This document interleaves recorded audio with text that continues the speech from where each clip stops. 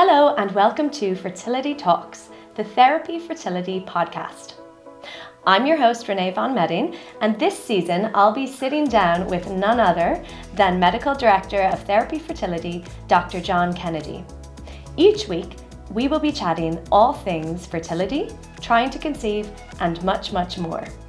We hope that through this series, through honest conversations and information, we can strip away some of the stigma that sometimes comes hand in hand with infertility and fertility treatment in Ireland.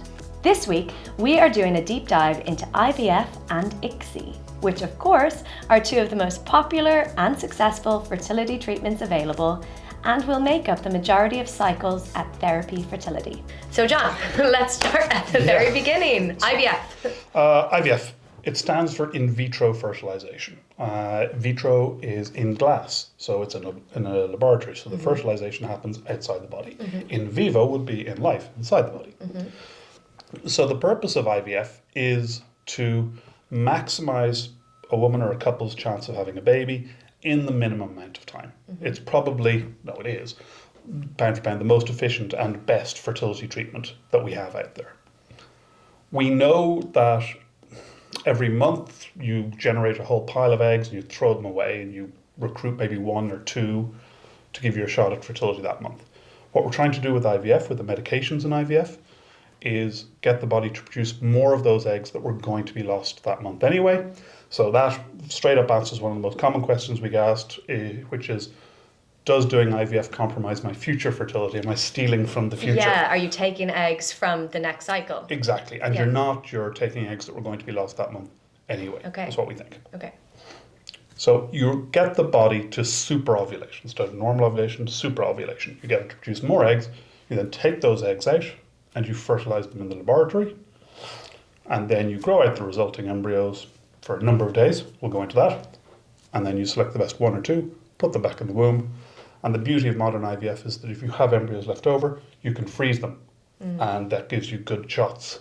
So you won't have to go through the whole cycle again if you have frozen embryos. Exactly. Yeah, so it's more efficient. So is that why you feel so crappy sometimes on an IVF cycle? Because you're having a supercharged... Yeah, so the ovary is usually going to be 1 to 2 centimetres in size. If you've got a very good response in an IVF cycle, the ovary could be maybe 6 centimetres.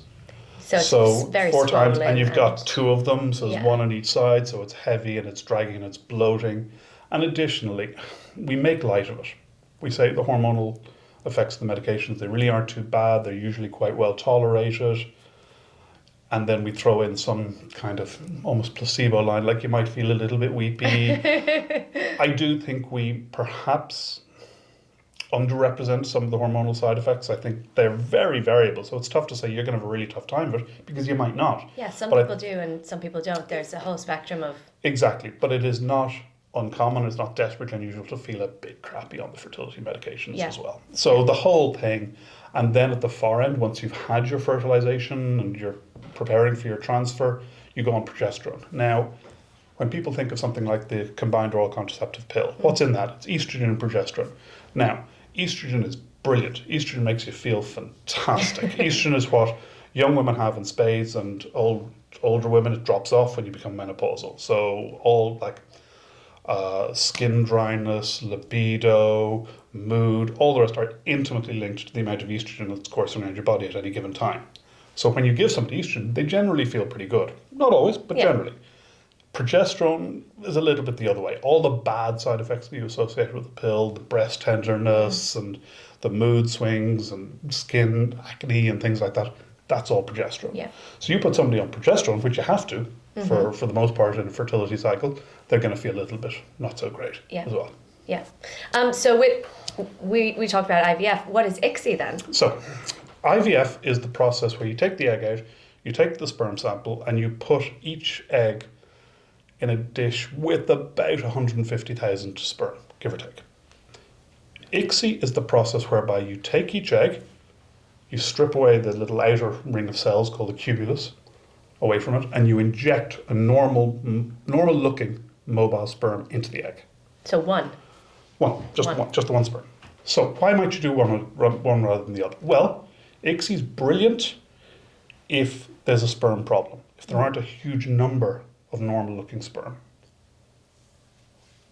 There are clinics out there, and there was a move in the last number of years, which is kind of being pushed back on, to move all cycles to ICSI. Why wouldn't you do ICSI? You're there, you've got the eggs, why not?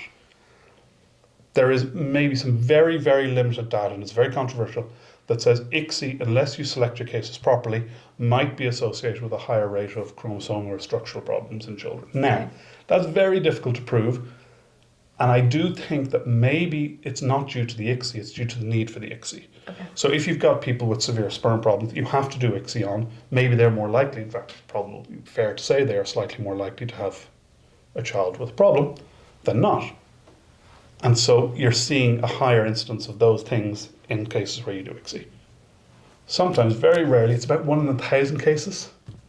You put the eggs and the sperm in the dish together, and you come back the next day and fertilization hasn't happened. They haven't stuck together at all. So nothing's happened, no embryos. Yeah, and we know there are some genetic causes behind that, but you also know it can happen for reasons we don't fully understand. That what's called no binding. And in those cases, you say, right, we should do ICSI next time. And every time, it's really unfortunate, you have that conversation, the question you're immediately asked is, why the hell didn't you do ICSI the first time if that's a risk? Because it's 1 in 1,000, and you're manipulating eggs and you're manipulating sperm more when you do ICSI than when you do IVF. I don't really like that word natural, because I think there's nothing really natural about what we're doing here at all. But IVF is a more natural way of fertilization than ICSI. ICSI is more process, it's more involvement, and with process involvement, no matter how careful and good you are, comes risk. Yeah. So I prefer not to do it than to do it. That being said, most modern clinics would be about a 50-50 split on ICSI IVF. And what we tend to do is, if we look at the sperm on the day that we collect the eggs, or if we know in advance there's a problem with the sperm, think, look, do you know what? We think the fertilization might take a bit of a hit if we don't do ICSI. We really should. We should have a low threshold for doing ICSI because we think it's very, very safe. We think it's very, very effective. But when all things are ideal and equal, you do it. You'll go with IVF. And I suppose, it is a little bit more natural because it's, in essence, allowing natural selection to an extent, seeing which, So, for example, with something like the reciprocal IVF program or the shared motherhood program, that sperm that's being used will all be donor sperm. Yeah. So automatically, it's going to be excellent sperm. It's going to be IVF. Yeah. It's not going to be ICSI, unless there's some grandiose reason that somebody had no binding before, or some weird edge case. Yeah. It's going to be IVF. Or on the day when you come to it, you're saying, hang on, we need to do ICSI here. Absolutely. We've called the sperm and we're shocked because it doesn't look like it, and that's rare sensitive, thankfully. But then, yes, you could transition, but by and large, 99.9% are going to be IVF. Okay, so the majority of people coming through Therapy Fertility are going to be having either IVF or ICSI. Yes. People are also going to be having IUI. Yes. Which, let's just talk about that very briefly. Yeah, so the very brief Cliff Notes version is turkey basting. IUI is intrauterine insemination. It's the process of giving somebody some medication, so they'll recruit 1 or 2 eggs, no more than that, triggering the release of those eggs, and when we know those eggs are being released, taking a sperm sample, be it a partner sample or a donor sample, washing it, preparing it, and putting it in at the top of the womb, shortening the journey the sperm has to make to get to the egg. So it's not something that people can actually do at home, because it is... You can, and there are home insemination kits. When we do an IUI, we pass a small tube catheter right into the top of the womb. Yeah. When you do it at home, you generally pass it into the vagina or into the tip of the cervix. So we're adding more of a shortcut. Yeah. And we're being much more metric in terms of the timing and the release of the eggs and the stimulation. And you're also washing the sperm and we're also washing and validating the sperm, and we know that certainly in the case of donor sperm, it's coming from a reliable source where the person's been screened psychologically and HIV and hepatitis and genetically. So what are, I know people like to talk about success rates, but what, if you're looking at, someone coming in and wanting to do IUI versus an IVF cycle, what's the difference? So I've been talking a fair bit to the team about this recently, and I'm going to declare a bias. I think IUI has its place, and I'm going to talk about cases where I think IUI is a very good idea. But speaking as somebody who is working in an IVF clinic, I have a bias towards IVF. We do IUI. I think the advantages that IUI brings to the table is that it is simpler and easier and cheaper than IVF. When I say cheaper, it is financially cheaper. It's physically a little bit cheaper because there's less involved in it, but I'll break that down a little bit more. And it's emotionally and psychologically a little bit cheaper because it doesn't have quite the same level of stress associated with it if it doesn't work. Yeah, because... Typically. Yeah. Because it's not anticipated to work as well. Yeah, a lot of people are like, okay, we're going to do this a couple of months and see how it goes. Yeah. Exactly. So it does have some things going for it.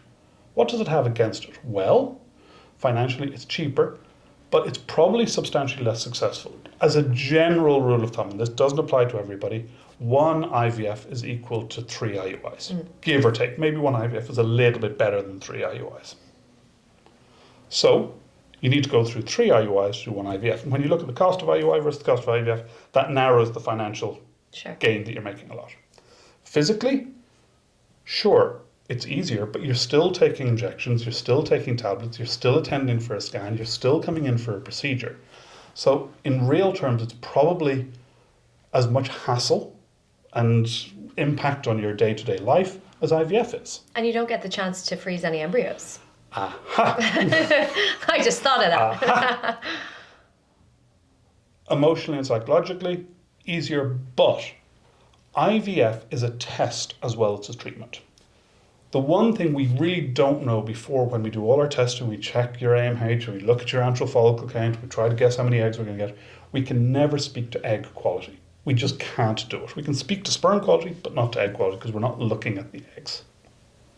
When you do IVF, you take eggs out and you make embryos with them, and that is a test of those eggs. Now, if I only look at 10 eggs, it's hard for me to make sweeping judgments about all your eggs based on that, but I get a flavour, I get an idea, and as we build more and more cycles and get more eggs, you build up a clearer and clearer picture of that person's egg quality. So, functionally, you learn an awful lot more from an IVF cycle. Win, lose or draw, you learn. There's huge learnings, it's a huge diagnostic test. That's not why we do it to get babies, but that's one of the secondary gains. With IUI, you learn virtually nothing. Because if it doesn't work, it doesn't work, and you don't necessarily... If it works, bool of us more, big round of applause, we're all delighted. Yeah. If it doesn't work, it's as if you didn't do it at all. Yeah. You don't know was an egg released, you don't know did the sperm meet the egg, did fertilization happen, did the embryo develop, did implantation, you don't know any of this stuff. And so, and this is what you really need to get across to people at the start, negative IUI is not so much associated with disappointment as it is with frustration. Yeah, it's frustrating. You don't know. And you feel... And you're spending money. And you've got nowhere, you've learned nothing, you've wasted time, you've wasted money. Now, if you have this conversation before they start the IUI, it's a hell of a lot easier. Yeah. Because people are prepared and they're making an informed choice, and that's great. But if you don't, they generally, people who've done a few IUIs and it hasn't worked, you ask them, they'll tell you they wish they hadn't done them. Yeah. Well, not all of them, but some. Yeah. Whereas somebody who's done IVF, they're generally okay with the fact they've done IVF even if it hasn't worked because they've learned a lot, they've got to different points and different parts of the journey. But IUI tends to lead on to IVF.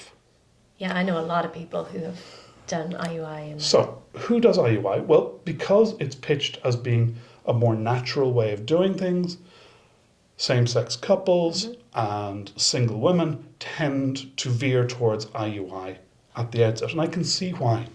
It makes a lot of sense. It looks better. If you're young and you're healthy, you've got maybe a 17 to 20% chance of a positive pregnancy test with 1 IUI. It's not terrible. It racks up. And so it's a very reasonable thing to do.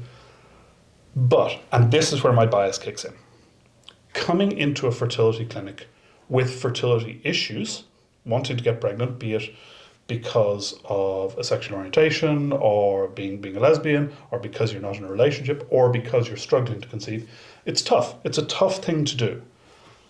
My belief is the less time you spend engaged with fertility services, the better off your life is. Yeah. You know, I like you too, but the less time you spend, the better off you are. So I prefer people to come in, hit the ground hard, do the thing that's more likely to result in a baby in a shorter period of time, and get the hell out. That seems pretty reasonable to me. But that involves more medicalization, more medicine, more initial outlay, tougher emotional and psychological costs. But I'm funneling it all down to a tighter focus. That being said, if somebody wants to do IUI and they're a good candidate, we won't fall out over it. Absolutely. And yeah, like plenty of babies are born through IUI, and plenty of people are very happy with their... 100%. It's a perfectly cromulent, it's a perfectly acceptable fertility option. I suppose it's just when it doesn't work. And when it doesn't work, cycle after cycle, and then you end up going to IVF anyways, and then you're like, Jesus, I wish I had done this in the first place. I think in countries where there's public funding services, a lot of the times they'll make you do a number of IUIs before they'll fund IVF.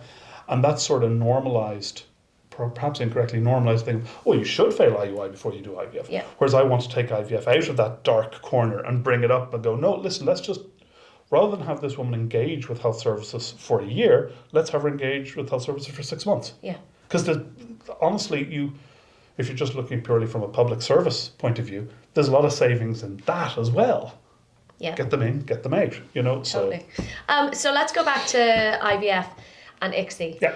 How long should someone wait? Now we're talking about heterosexual couples who are having unprotected intercourse. Like, how long should someone wait before they are talking to someone like you or accessing help? World Health Organization has advice on this. It says if you're trying over a year, if you're under 35, over 6 months if you're over 35, then seek assistance, seek information.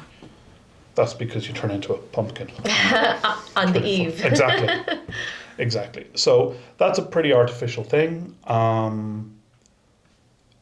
I think they're reasonable metrics to look at. You can start getting tested, but I would be an advocate of earlier testing. I like the idea of a 28-year-old couple who are thinking about getting married, her getting an AMH checked and him getting a semen analysis done. Well, it's so simple as well, isn't it? Yeah. So I personally would like to flip all of that on its head and to say, do you know what? Maybe you don't have to run into problems before you seek help.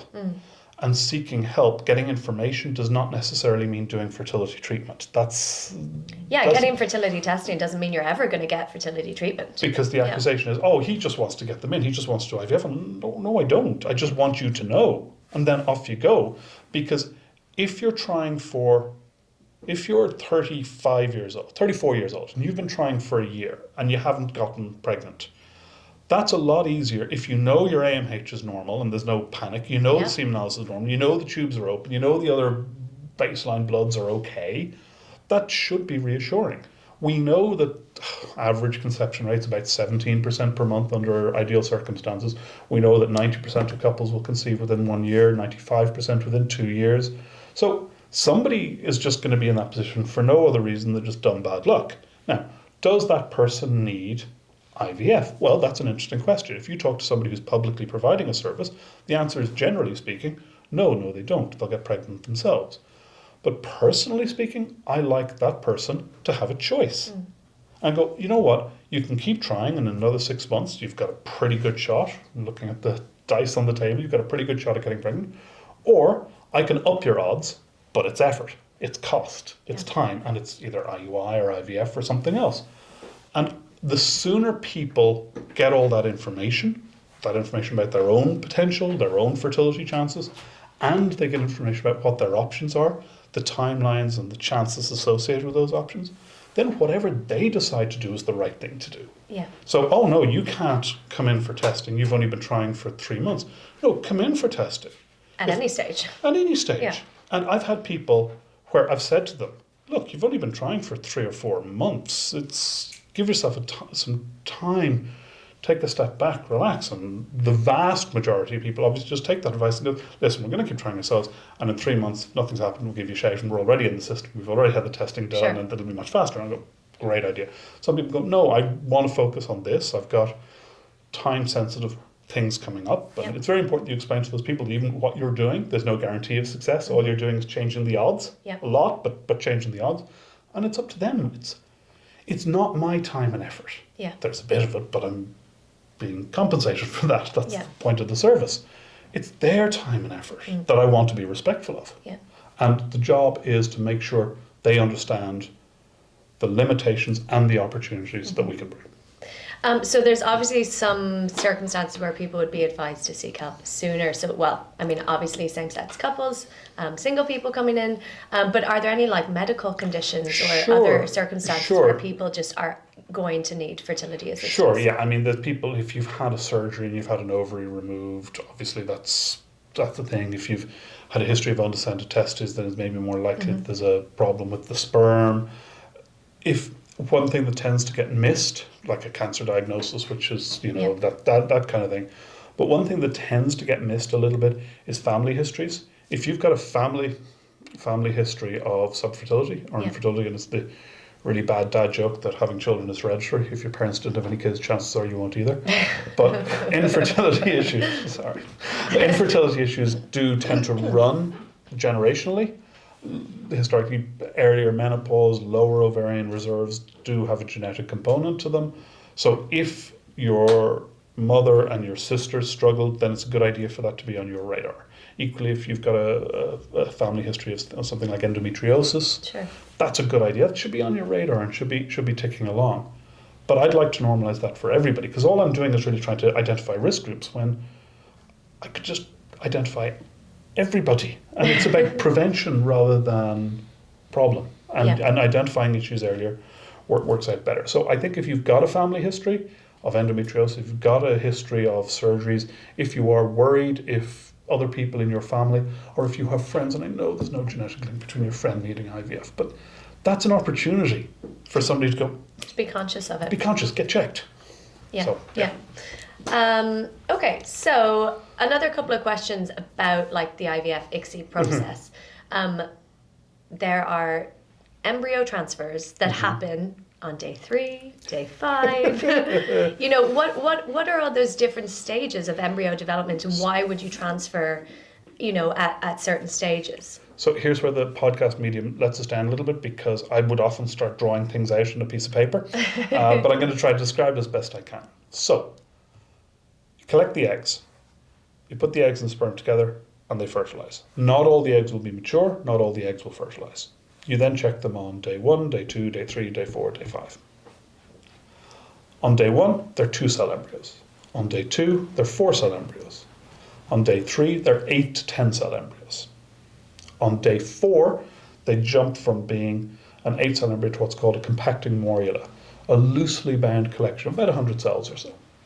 So there's massive growth on that day. It's called proliferation. It goes boomf. And then day 4 to day 5, give or take, they turn into what's called a blastocyst. A blastocyst has a ring of cells around the outside of the embryo that's going to form the placenta, and the membranes is called the trophoectoderm, and it's got an inner cell mass that's going to form the baby. So that's when you look at the little diagrams online, you see that rapidly, and then the pictures start to change on day 4 and day 5. You look at that and you realize that the steps between day 1 and day 3 are relatively simple. All the embryo is being asked to do is all the cells are being asked to do rather, become themselves again. Mitosis, just divide. Day 4, they're dividing much more rapidly. That's called proliferation. So there's more and more parts of the blueprint, the genome, being accessed to make that change happen. And then day 4 to 5, you're getting proliferation and differentiation. So cells are becoming different kinds of cells. Sure. And that's even more complex. So more and more parts of the genetic pattern are being accessed again at that stage. So embryos should, in the main, be able to make it to day 3. And we would anticipate maybe 60, 70% of all, maybe even more of day 1 embryos will make it to day 3 easily. So you can put an embryo back in on day 3, but you've got 5 or 6 embryos, say, in front of you, and you don't know which is the good one. They all look pretty good. None of them have been particularly challenged. So you know a lot of those embryos won't make it to day 5 and certainly won't become a baby, but you don't really know which ones. So if you put it back in, it's a little bit more of a lucky dip. And I had an old colleague who used to say day 3 embryos are little liars. Because on day 4 and day 5, things could go horribly. They might collapse. So putting an embryo back in on day 3 it's still the same embryo as it would be on day 5. Okay? Putting an embryo back in on day 3, I think, is a chancier proposition. Because you don't have the information of what's going to happen. As much information. Yeah. Exactly correct. So I like to go out to day 5. Now, on day 5, you're going to have less embryos. Yeah. Less than half of our day 1 embryos make it to day 5. And even on day 5, depending on your age and circumstances, half of the good-looking embryos on day 5 probably won't give you a baby. Yeah. But it's still a higher shot. So I like to go out to day 5. So how do we ever get into this situation? Why wouldn't day 5 be normalised? Because day 5, I mean, it's a newer phenomenon, and IVF has been around for, oh God knows, more than 20 years maybe at this point, but it's still new. It used to be that it was more problematic to grow embryos in the lab to day 5, that it was less controlled, and maybe there was a risk to the embryos in those extra 2 days. That's gone by the wayside now. With time-lapse machines, little the embryoscope with the little machine that the embryo sits in, it's a very secure environment. I do not believe at all that the lab is a worse environment than the womb. Yeah. The other thing that we get told is, well, you're putting the embryo back in on day 3, back into its natural environment, which is the best environment for it. I was like, no, you're not. The natural environment for a day 3 embryo is not the uterus, it's the tube. Yeah. It's still, so you're not, which has a slightly different physiological makeup. Now, I'm not saying putting a day 3 embryo back in is a bad idea for the embryo. It's perfectly fine. We've got loads of data on it, but it's not better. So you're not fooling yourself. But of course, what I do, or what most modern fertility clinics do at this point in taking everybody out to Blastocyst before doing a transfer, is risking the fact that by day 5, you will have no embryos to transfer. Yeah. And that's devastating. Yeah. But it's not worse than putting an embryo back in on day 3, inflicting a 2-week wait on the woman and the couple. And then it doesn't work anyway. And then it doesn't work. And you've lost the information. Yeah, because at least if you grew out to day 5, you'd know something was happening. You'd at day know, 4, and you can use that, and that goes back to the diagnostic thing we were talking about. You'd be able to use that to advance the conversation, to direct and go, look, this is where the issue is, this is the solution, and so on and so forth. So I'm a big fan of day 5, have been for a long, long time, and I personally believe day 3 transfers and freezes shouldn't really be done anymore. I think they've gone out with the arc, and I've seen people, and it's falling away now, but I saw plenty of people, right, you only have a very limited number of embryos on day 3. Let's do a transfer now. Because that way I can say I've done a transfer, you've had transfer, everybody's feeling pretty good for the next 2 weeks. I think that's just an agreed lie. Yeah. And I don't personally buy into any statistic, and I've looked at the data on this, where it goes, oh no, you're more likely to have a baby with a day 3 transfer. I don't think that's the case. Yeah. I personally would think it's a lot worse to go through the 2 weeks hoping that something has worked rather than just, having that conversation. And everybody's different, and some people just really want that transfer. What I do find is that you really need to have this conversation before the cycle starts. Yeah. If you haven't explained the logic and what you're trying to do, if you get to day 2, say, and there's only 1 embryo there, and you haven't had the conversation, there's too much emotion. Yeah, you're just like, please just do anything. And you can't have a rational conversation at that point. Yeah. Which is not to say they're irrational, but you can't have you're like completely in the middle of it. Exactly. So it's very important to get that across the line at the start. Or to say, listen, we are an organisation that has your best interests at heart. We believe the best way to do it is this way, so that's what we're going to do. Yeah. Pure and simple. Are there any potential side effects to doing IVF and ICSI? Yeah, there are. I mean, look, there's risks. As I said earlier, you're growing the embryos, and rather like a very swollen apple on a tree, it can twist and cut off its own blood supply, and that's called torsion. That's very rare. Sorry, the eggs. Risks to the eggs of... So are there any risks to, a person going through the fertility medication and growing all these eggs? Sure, absolutely. And are you more likely to get a bad egg out of the system? And are you more likely... Yeah, so that's a pretty... and like hyperstimulation. Exactly, so that's a pretty controversial one. All the fertility scientists and the doctors and lab staff working in fertility will go, the evidence does not suggest there is any issue with compromised eggs as a result of IVF and ICSI. And people who don't work in the field at all will go, there is an increased incidence of babies being born with chromosomal and structural problems as a result of IVF and ICSI. And then the fertility specialist will go, yeah, but that's not the IVF and the ICSI's fault. That's because we're dealing with infertility and struggling couples, and there's other problems going on, some of which we know, some of which we don't, which is contributing to the increased chromosomal and structural problem. It's not our fault, we're part of the solution, not the problem. And it goes back and forth in that fashion all the time. The truth probably lies somewhere in the middle. I do think that If you hyperstimulate and you push and push and push the ovaries to get a huge number of eggs, you start to see compromise in the eggs. Now, does that mean you're also compromising the first eggs that you would have got with a lower dose of stimulation anyway? Suppose I can give a low dose and I can get 10 eggs. I can give a higher dose and get 20 eggs. I already know that I'm less likely to get a baby from eggs 11 to 20 than I am from eggs 1 to 10. But by getting 20 eggs, I'm not compromising eggs 1 to 10.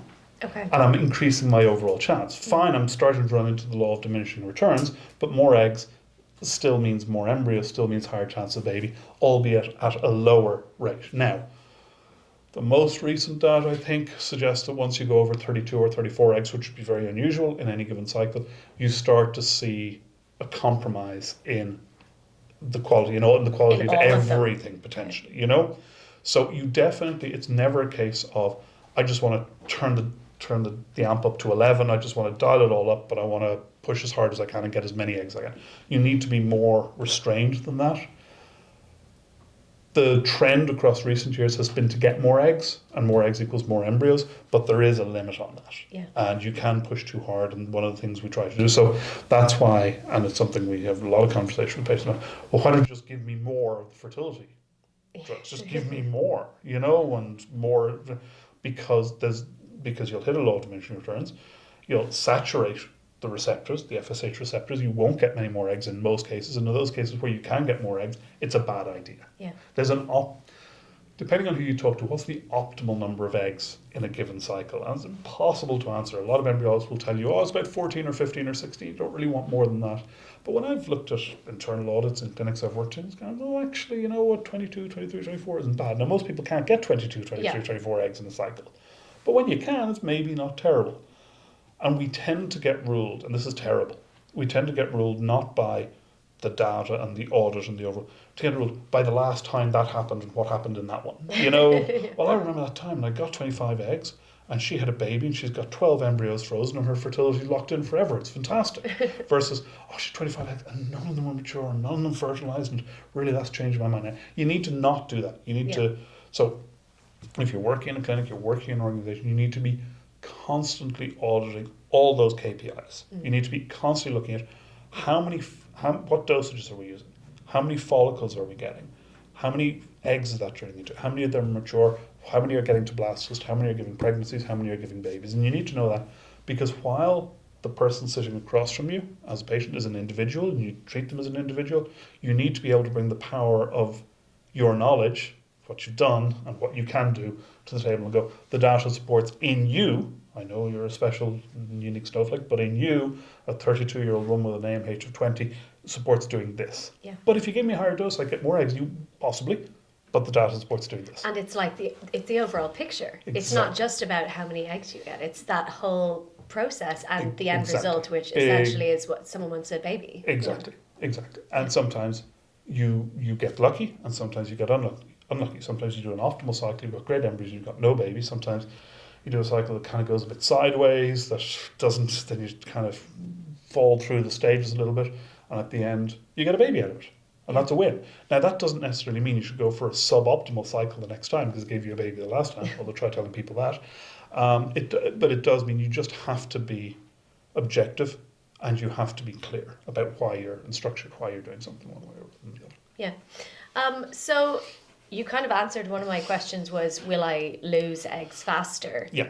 So no. No is the short answer on that, I think. I suppose I'm open to my mind being changed on that if data emerges, but it doesn't appear to be. And the other question we get asked a lot, because you're giving stimulation medications, you're pushing ovaries and you're kicking up somebody's estrogen, are we increasing risks of breast cancer, ovarian cancer, endometrial cancer? It does not appear that we are. Which is great, and there's pretty strong data on that at this point as well, so that's encouraging. My last question is, how long is the process? Because that's, and I know how long is a piece of string, but like, say if someone came to therapy and had their nurse consultation, had some testing done, had a consultation with you, came up with a treatment plan, how long from that initial nurse consultation to potentially becoming pregnant? Let's pretend you come into us, it's 1st of September, for argument's sake, just pick a date in the sky. You see a nurse in early September, you have some testing done that month, you see me in the second half of September, and you go, right, I really want to do IVF as quickly as I can. Realistically, what would probably happen, and it will, obviously there's massive variables here, it would be reasonable to think that if you were still 7 days away from your next period, that you could get started on stimulation medications with your next period. So that would probably be early October-ish, you know? Yeah. So you'd be on some meds before that, but let's not worry about that for a minute. You'd start on your stimulation medications with the period, give or take. You take them for about 10 to 12 to 14 days, 10 to 12 days probably. Then you'd have an egg collection 2 days after that. And then you might have an embryo transfer 5 or 6 days after that. And then a pregnancy test 12 days after that. So that would be kind of mid-November. So not too long, No. really. Now, sometimes you might have to freeze all the embryos. And that would add 3 weeks onto that time frame, because you freeze the embryos and then start a slightly different process. Here's a question. Why would you be freezing the embryos? So many different reasons. So we would anticipate that we're going to have a freeze-all rate probably around 40%, I think. And freeze-all just means that you go freezing. through the collection, the fertilization, you have embryos, and then you freeze everything. So why might you freeze them? The two big reasons that we would freeze in a normal routine cycle is that a scan or a blood test had indicated to us that the womb wasn't in an optimal condition for an embryo transfer. Your progesterone might be high, the lining might not look so good. So in that case, you're way better off freezing. Because you might lose embryos Exactly. into a suboptimal kind of condition or whatever. Absolutely. The other reason is that you might be teetering around the fringes of ovarian hyperstimulation. And we'll get into ovarian hyperstimulation another day, but suffice to say that it's a condition whereby you move from controlled stimulation of the ovaries to a slightly uncontrolled situation, and that can have serious health implications. That can have implications for your fertility health, for your general health. So it can be a big deal. The one thing that feeds hyperstimulation more than anything else is pregnancy. So if somebody's teetering around the fringes and you do an embryo transfer and they get pregnant, they're far more likely to flip into full-blown moderate or severe hyperstimulation, perhaps wind up being bedbound or in hospital or something worse. So you really want to avoid that. Now, in the past, when we froze embryos, we would lose about a third of them whenever we thawed them. So anytime you did a freeze instead of a transfer, you were thinking in your head, I'm subtracting 30% overall from the success rate. So I've got to balance that against the risk, like if the lining looks suboptimal. Okay, does it look 30% suboptimal? Yeah. Okay. Yeah, and it becomes a math There's question. a risk. Yeah. There's a risk to the woman. How bad is the risk? Well, there's a 30% chance she'll die. Okay, fine, we're not going to do that. Okay, there's a 1% chance she might wind up in hospital. Ooh, geez, now we're into, you know. Yeah. And so it was a much more of a balancing act. With newer freezing techniques, the freeze survival rate, 97, 98, 99%. That's amazing. So it's really safe to freeze embryos. And as a result, we're freezing more and more. Finally, there is a school of thought that says frozen embryo transfers work better than fresh transfers. That even when the lining looks good and the bloods are fine, the act of stimulating the ovaries has a negative impact on the lining of the womb. And so all cycles should be freeze-all cycles. Now that is controversial data. So I think it's not strong enough now. I think if things look really optimal and absolutely fine and the risks are low, it is reasonable to proceed with the fresh transfer. But at the slightest sniff or hint of a problem, you should freeze. And that's where most clinics are falling at the moment. Some clinics have moved into a freeze-all strategy. So as a general rule of thumb, they freeze everything. And that's fine. I think it's a perfectly reasonable medical approach. I don't have a problem with it. It's slightly easier logistically for the clinic or the organization to run a freeze-all strategy because you can be much more organized about your workflow and your process and how you manage the patients. So I'm always just slightly wary, and perhaps I'm being a bit cynical here, but I'm slightly wary of data that supports what the field wants to do anyway, right? Because you get a lot more buy-in. But right now, I feel very, very strongly that freezing is not a bad thing.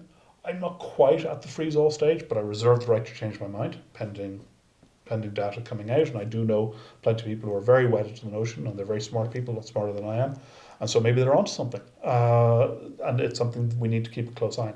For example, with the reciprocal IVF program, it'll all be frozen. We're freezing everything. We're not doing any fresh transfers. Yeah, because otherwise you're trying to sync up two people's cycle, and which isn't impossible. It's very manageable.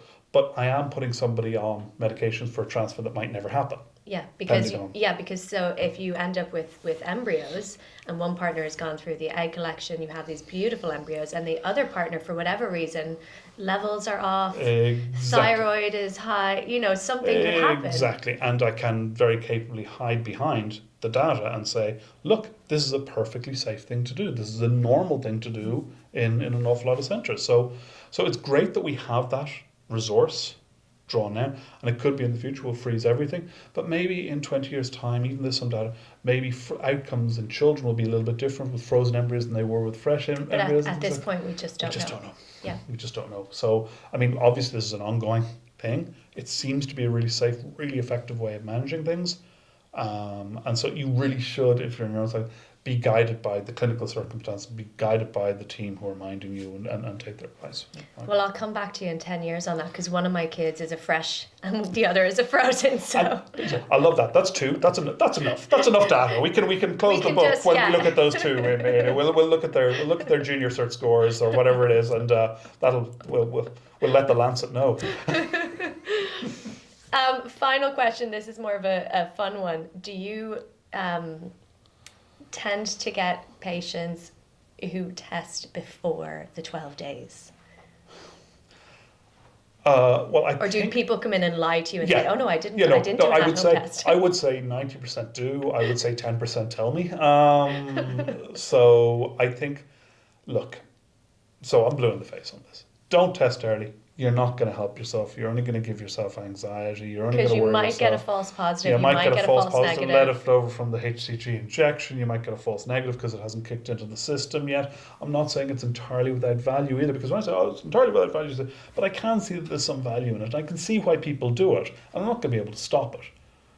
But if you are going to do that, go for it, I guess. I don't think it's a brilliant idea. But please, please, please don't get too wedded to the result. Yeah.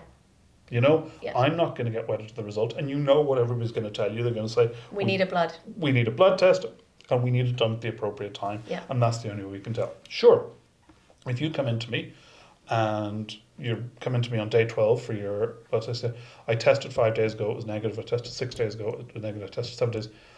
Yes, that is going to make me more guarded, in my opinion, about what this blood test is going to show. It is much more likely to be negative than positive. But it could still be positive. It could still be positive. Blood is thicker than water. It's more reliable than urine. We know all of these things. We know there's other factors involved. So, I mean, everybody. It's very hard not to. I know if it was me, I'd struggle to. Oh well, we 100% did. 100%. Now, did you tell the people that you did? No. There we are. So, No. So the world turns. Actually, do you know what? The second time, so we had like an early loss with our first transfer, and then we had a second frozen transfer. And I actually didn't tell my wife that I was testing, because I was just so afraid that it was not going to be successful. And I got one of the digital ones, and I did it like really early in the morning. It was a Saturday morning, never forget it. And I snuck off, didn't tell her, and I did it, and it came up as, it just said pregnant, and I just ran in, and she saw my face, and she knew. She's like, "Did you test?" There we are. And I was like, "Yes." And the most unusual part of that story is that you said you only bought one. I know, but they're expensive. Oh, I know. They're putting you're putting some companies' kids through college. I mean, like, nobody ever buys one pregnancy test. That's the most unusual part. We bought loads of the cheap ones, but the digital ones are like pricey. Right? Yeah. Yeah, I bought 10 Duff ones and I don't trust them, so now I'm back out to the pharmacy. Actually, for the second child, I think I bought some in deals. That's just standard second child. And you're saying the difference between fresh and frozen embryos? Sure, yeah. I think we're the writing on the wall. Cool. We'll call it there. Listen, thanks for your time, as always. Been lovely. Good to chat. You too.